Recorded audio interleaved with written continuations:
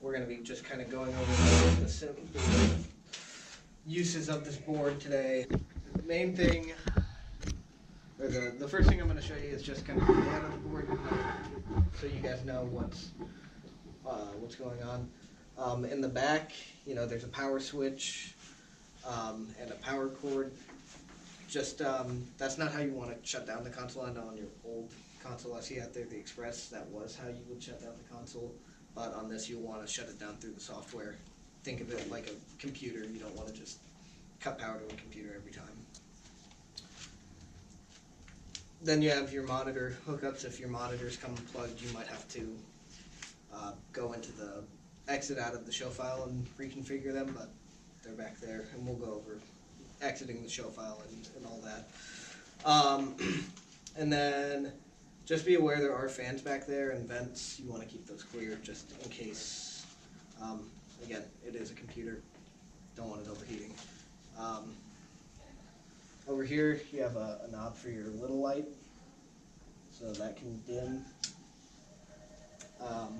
You guys have the Net 3 remote. That's plugged into the Ethernet on the back. So if you're downstairs and using the remote and you're wondering why it's not working, well, check that and you should be good to go.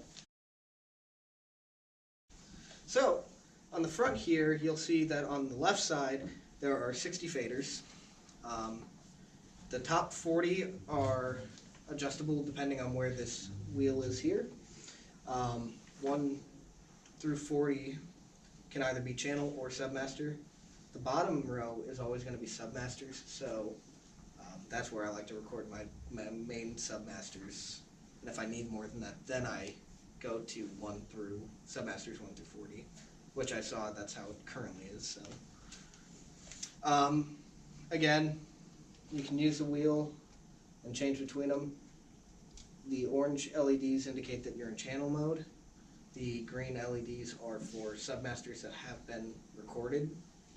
You can also see down here on this screen what those faders are linked to. Below that you have a load button. That's for cues. And you have a playback faders. You just want to keep those up generally.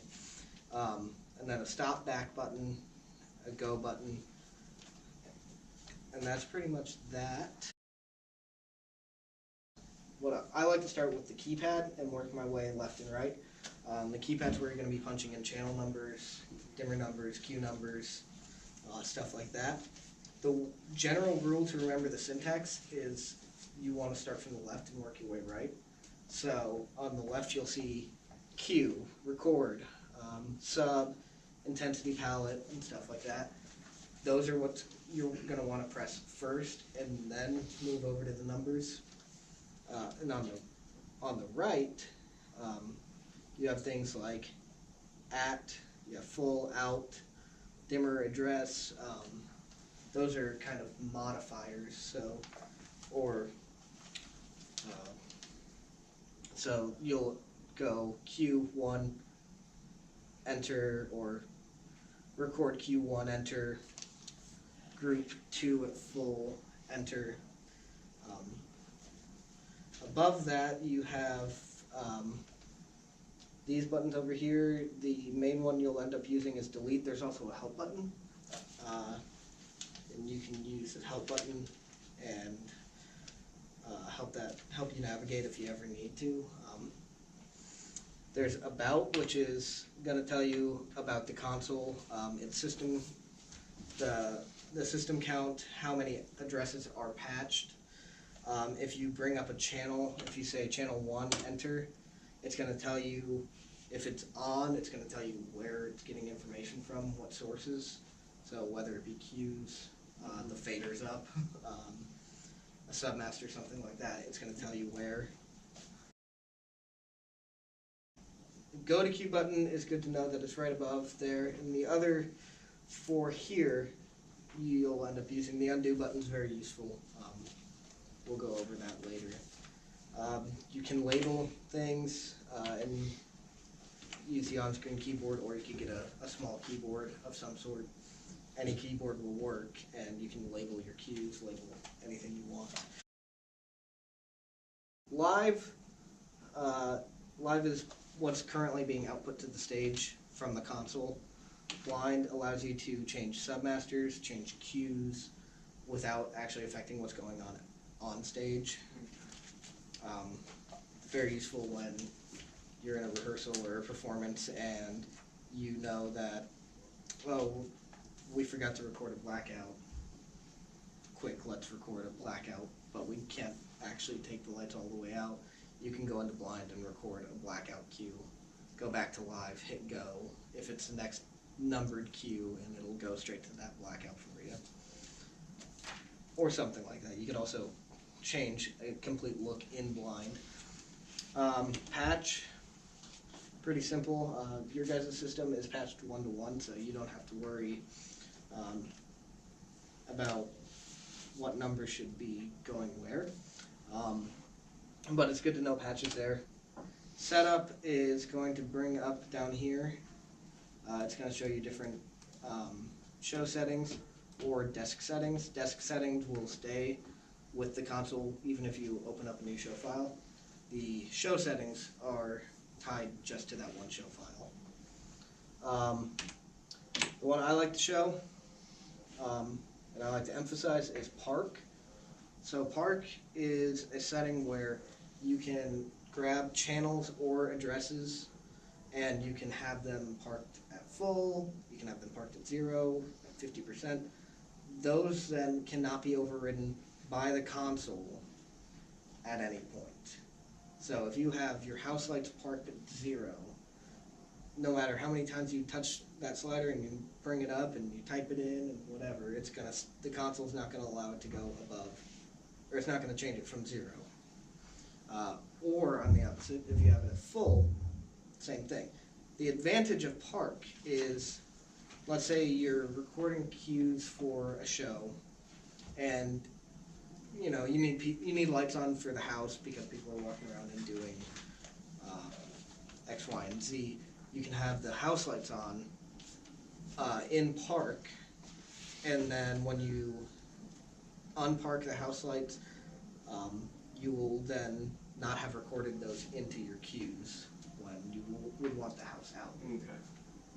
The opposite is true. If you accidentally record your house lights into every cue and you don't have time to take them out, you can just park the house lights at 0. Displays is gonna, if you don't ever see the screen down on the bottom, you can hit displays and it's gonna bring that up for you. It defaults to the browser. This is where you have your save functions to save your show file, or where you want to save it if you want to make a new folder, if you want to open an old show file, or export it to a flash drive. All those options are under File. Exit will take you out of this program and bring you back to what we call the shell. Power off device, that's how you will want to shut down your console. I'll do a quick check. Yeah, your console, just pressing the power button will not do anything. Older console models of this console did, but that was a different operating system. Let's quickly go through kind of how to bring up channels. Just like the Express out there, again, you have these sliders. And if that's on, it overrides the board, isn't that correct? It is highest takes precedence. Yeah. So whichever value is higher. So if that is telling all the lights to be on at full, you're not going to be able to bring the lights down from the console. But if that has nothing on, you can bring the lights down from the console. Whichever one has a higher value. So you can just quickly grab sliders here and use what's actually patched. That's one way of just getting light on the stage really fast.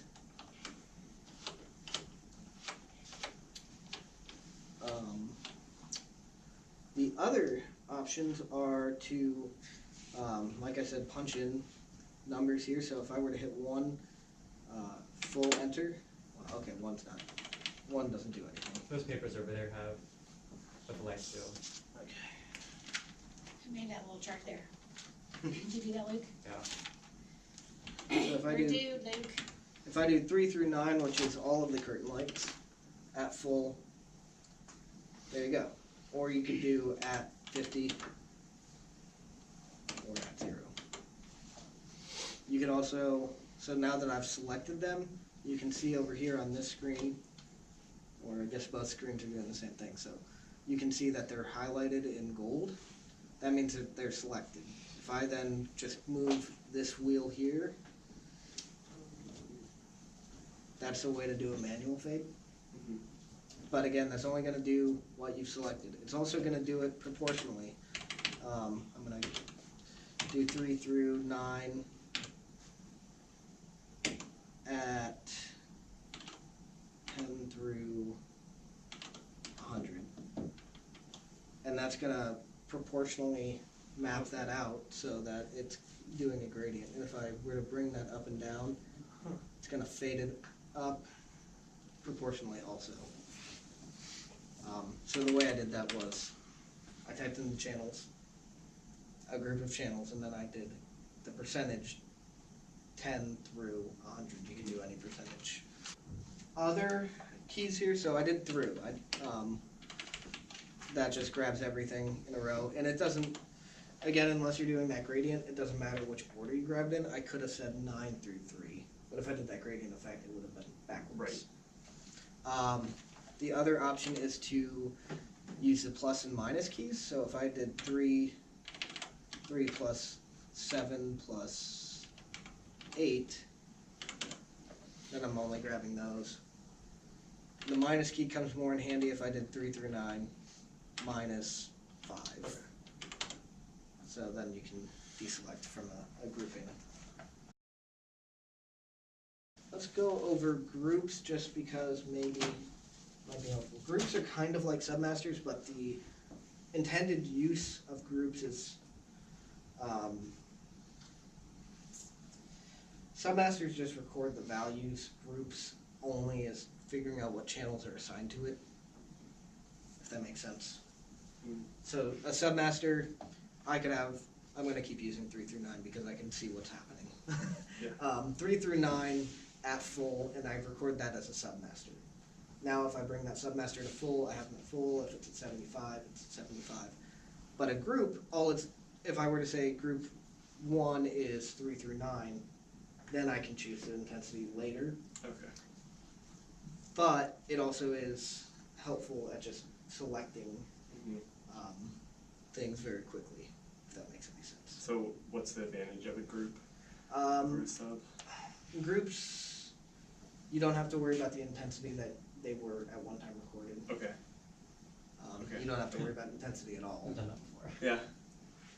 So then that would be an easy way to say, like, if we know we want the front lights, but we don't want any sub, we just say group 1, and then we can mess with that. Yeah, because and then we don't have to submasters, type it in. submasters are remembering intensity. Yeah. Okay. So we know we want to select the lights, but we don't want it to pop up at a certain intensity exactly. yet. Okay. Groups also, I'll bring up the group page here, which I did by, I'll get hold of that. If you ever need to get a page up, so if I want groups, you could either touch the plus down here and find groups, or I could just hit group twice, I could hit sub twice, and that will just open a new tab with that. So we actually do have a group 76 through 85. I think that's your house light. So Yeah. if I hit group 1 at full, there you go. Good work. And then again, I can bring them down with the fader wheel. I'm gonna create a new group with 3 through 9. 3 through 9.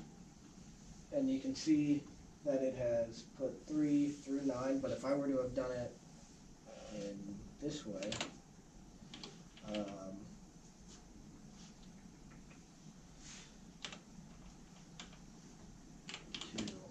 3 plus 5 plus 4 plus 9 plus 8 plus 7. You can see that it has remembered order I put it in. Mm-hmm. And again, with effects like that gradient, if I were to do group 2 with that gradient, it would go 3, 5, 4, Okay. 9 through 7. Again, that's kind of if you had cyclites that were color changing, that would be an advantage of using a group.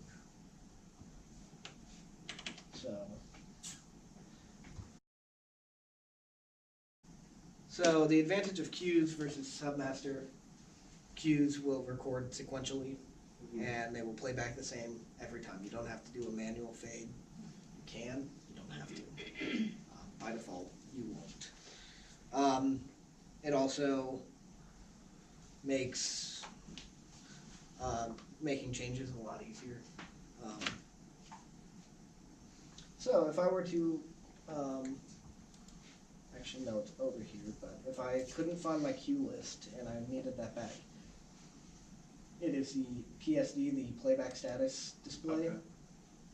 And I've clicked that over here and I've now opened a new tab that has that, even though there was one existing. The board kind of tells you that actually. Down here it says 0.2, meaning that it's not the only one that has been opened. So over here we have your queue number, which could be anything. It doesn't have to be, you don't have to keep all of the spaces filled, but just do know whatever order you're going in, it will. Right. And you can do point queue, so if you need to add something between 1 and 2, you could do a 1.5. Do keep in mind that it does go out to the 100th, but 0.10 would really be 0.1.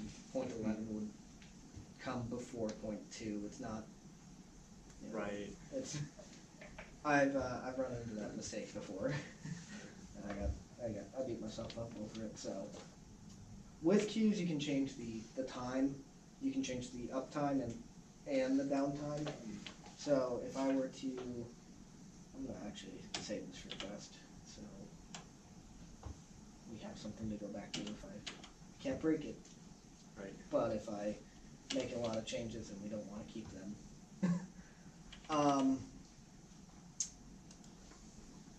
So if I do Q, let's do one, let's record this as Q. I'll record this as Q 11. So I'm going to do record, and then I hit 11 because when you hit record, the board's going to assume that you mean Q. It's not going to require you to go over and hit Q and then start typing. Now if you do hit Q, nothing's gonna break. It's just gonna keep going. So I'll record this as Q11, and that has given it the default timing in the board of 5. If I want that to be a 0 count, all I do is hit time 0, enter. If I wanted that to fade out to 0 is a really bad example for this. Let's do a time of 1. But if I wanted to bring everything up in 1 second and everything down in 5 seconds, I can do time 1, time 5, and that's changing the uptime. So any values that are going up from the previous queue will go up over 1 second. Anything going down from the previous queue will take 5 seconds. So if I go back to Q5 and I deselect everything, there you go. Nothing came up, but things went down, and those took 5 seconds to go down. So, but you can just hit go and back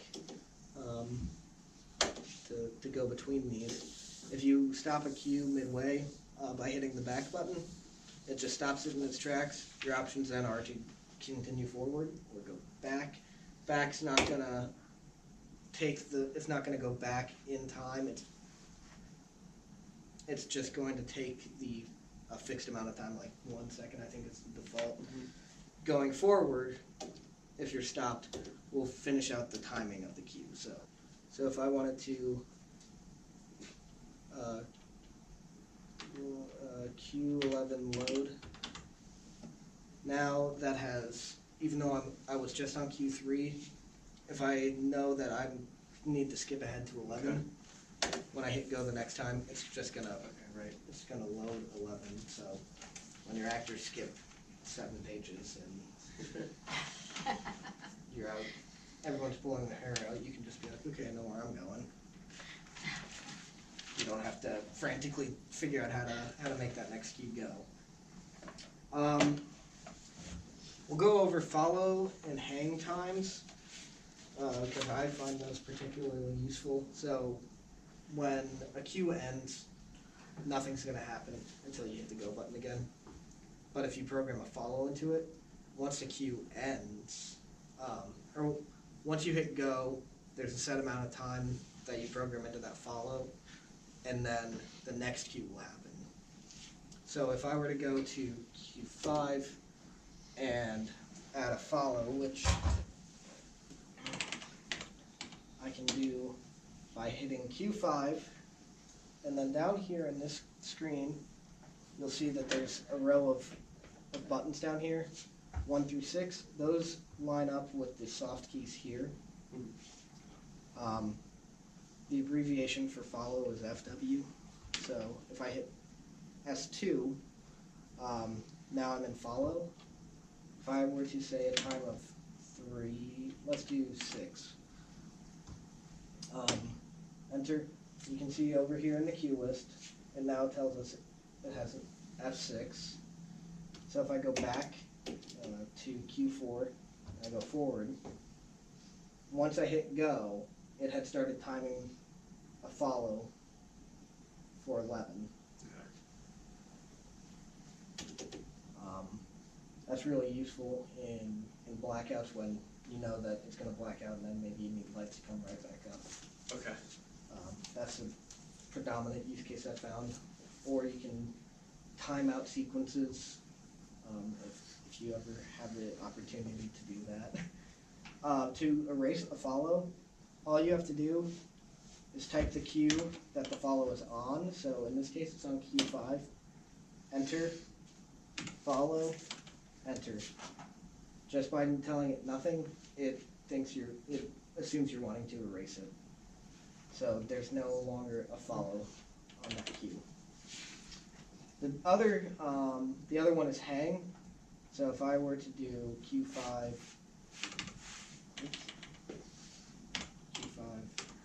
follow, and then I hit follow one more time and it switches over to hang. If I were to do a hang of 3, you'll see it tells me it has a hang time of 3. When I hit Q5, it's going to do its fade. And then 3 seconds after that fade is complete, then it goes into the next queue. So it's just same thing but different. You can't have a follow and a hang. Because, again, it's kind of the same thing. It's just, do you want to add in the time on one thing? Right, okay.